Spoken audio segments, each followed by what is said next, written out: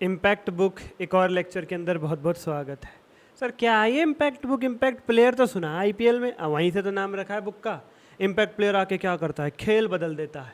हालांकि कई बार वो मार खा जाता है वापस उल्टा, लेकिन ये बुक मार कभी नहीं खाएगी, ये आएगी और तुम्हारा खेल बदलेगी। इस एक सिंगल बुक के अंदर एडवांस अकाउंट 100 पेज में पूरा खत्म है, चलते फिरते सेल्फ स्टडी से 2 से 3 दिन में समाप्त कर दोगे। क्यों? ऐसा क्या है सर इस बुक में? अकाउंटिंग स्टैंडर्ड फ्लो चार्ट में तुम्हारी और मेरी भाषा में विद आई से डिमांडेड कीवर्ड्स और चैप्टर्स के लिए ट्रिक। Oh my God. और वीडियो के रूप में बुक कैसे पढ़नी, फ्री में यूट्यूब पे डाल ही रहा हूँ। अरे तो ले लो ना, पीडीएफ चाहिए पीडीएफ, हार्ड बुक चाहिए हार्ड बुक, सब मिलेगी यार। प्राइस बहुत ही नॉमिनल, बहुत ही नॉमिनल। ऊपर दिए गए नंबर पर डीएम या वीडियो के डिस्क्रिप्शन कहीं से ले लो रे बाबा। आज हम कैश फ्लो की एडजस्टमेंट डिस्कस करेंगे, क्योंकि मैंने पिछले लेक्चर में कैश फ्लो का पूरा फॉर्मेट आपको करा दिया था, उससे पिछले में इंटरनल लीग और फिर उससे पहले बायबैक। अच्छा आप चैप्टर वाइज कराते जा रहे हो, एएस की भी कराते रहोगे ऐसे? हाँ कराते रहेंगे। इम्पैक्ट बुक काहे चिंता करत हो रे, काहे चिंता करत हो तुम, काहे चिंता करत हो तुम। अच्छा सर जी, आओ तो प्यारे बच्चों, आज हम कैश फ्लो के की पॉइंट्स को डिस्कस करेंगे। सबसे पहले बात कर लेते हैं बच्चा पार्टी, इंटरेस्ट एक्सपेंस। आप लोगों ने पिछला लेक्चर नहीं देखा है तो ये वाला लेक्चर भी कृपा करके मत देखिए, क्योंकि कछु भी समझ में आने वाला नहीं। ठीक है सर, पिछला देख के आते हैं पहले। हाँ तो प्यारे बच्चों सुनो, सुनो रे बाबा सुनो। इंटरेस्ट एक्सपेंस आपने देखा होगा दो जगह था, एक तो ऑपरेटिंग में प्लस कर रहे थे और एक फाइनेंसिंग में माइनस कर रहे थे। हाँ सर बिल्कुल ठीक।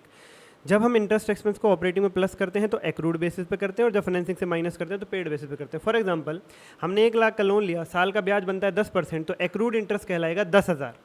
हमने उसमें से पे किया है 8,000, तो ऑपरेटिंग में प्लस होगा एक्रूड यानी टोटल इंटरेस्ट, यानी जितना भी इंटरेस्ट बनता है 10,000, और पेड में फाइनेंसिंग से माइनस होगा जितना हमने पे किया है यानी केवल 8,000। पूरा 10 पे किया है तो पूरा 10 ही फाइनेंसिंग से माइनस हो जाएगा, फिर कोई भी दिक्कत नहीं है। दूसरा बात करते हैं इंटरेस्ट, डिविडेंड और रेंट की इनकम की बच्चा पार्टी। इंटरेस्ट, डिविडेंड और रेंट की इनकम की बात करते हैं।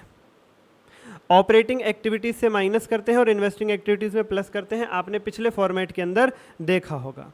ऑपरेटिंग में माइनस करेंगे एक्रूअल बेसिस में और इन्वेस्टिंग में प्लस करेंगे रिसीव्ड बेसिस पे। फॉर एग्जांपल हमने 5 लाख रुपए इन्वेस्ट किए जिस पर हमारा सालाना रिटर्न बनता है 20%, तो 5 लाख का 20% हो गया 1 लाख, उसमें से रिसीव हुआ है हमें 80,000।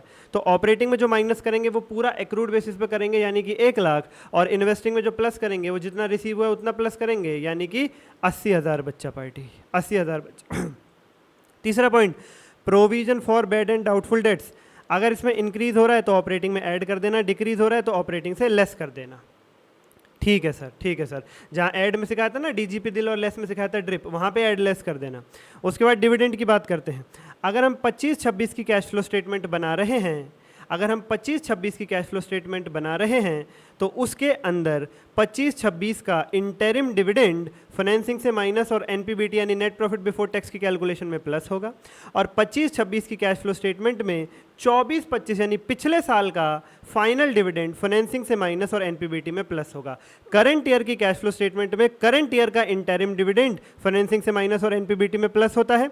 करंट ईयर की कैश फ्लो स्टेटमेंट में पिछले साल का फाइनल डिविडेंड फाइनेंसिंग एक्टिविटी से माइनस और एनपीबीटी में प्लस होता है। सर लग तो बढ़िया रही है। हाँ तो लो ना प्यारे बच्चों, देर किस बात की है? सर हमें ना इसके साथ लेक्चर्स भी चाहिए, तो ईओ बैच ले लो, 110 घंटे में विद प्रेजेंटेशन, आई से questions, RTB, PYQ, MCQ, unlimited use, 24/7 doubt support, 4 hard book, 2 revision charts, total 6 hard book हो गई। सब मिलेगा आपको, सब मिलेगा आपको। सर अब कहाँ टाइम, अब तो पेपर आने वाला, तो रिवीजन बैच ले लो, यही काम 30 घंटे में मिलेगा। वहाँ सुपर 60 और सुपर 100 क्वेश्चन बैंक बनाए हुए हैं, ग्लॉसी कलर पेपर पे चार्ट दे रहा हूँ तुम्हें। प्राइस क्या रखा है सर? महा नॉमिनल, तुम सोच सकते हो उससे भी कम। ऊपर दिए गए नंबर पर डीएम या वीडियो के डिस्क्रिप्शन में इम्पैक्ट बुक, रिवीजन बैच या ईओ बैच, जो तुम्हारी जरूरत सो ले लो। सब तरीके की चीज़ें अवेलेबल है। खाली यूट्यूब से काम चलाना चाहते हो तो अनलिमिटेड कंटेंट यूट्यूब पे डाल रहा हूँ, daily 4 video 2 shorts free of cost. उसके बदले में अगर पेड वाला नहीं ले रहे हो तो 1 लाइक 1 सब्सक्राइब कर देना, अगर आपको लग रहा है बंदा मेहनत कर रहा है तो। अब थोड़ा बहुत पेड तो देना भी पड़ता है, सबकी फैमिलीज होती हैं, आपकी भी है। कल को बड़े हो जाओगे, सीए बनोगे, 1 सेकंड में समझ में आ जाएगा पैसे की जरूरत क्यों होती है। की नोट्स, डिविडेंड ओनली प्रपोज्ड। अगर क्वेश्चन में लिखा है प्रपोज डिविडेंड तो भैया वो कॉन्टिजेंट लायबिलिटी, उसका कुछ नहीं करना, इग्नोर कर देना। बैंक ओवरड्राफ्ट फाइनेंसिंग एक्टिविटी में डील होगा, ना कि ऑपरेटिंग में। कैश एंड कैश इक्विवेलेंट में 3 चीजें आती हैं, कैश, बैंक और रिस्क फ्री वाली short term investment. Dividend payable account को प्रोविजन फॉर टैक्स अकाउंट की तरह ही बनाना है।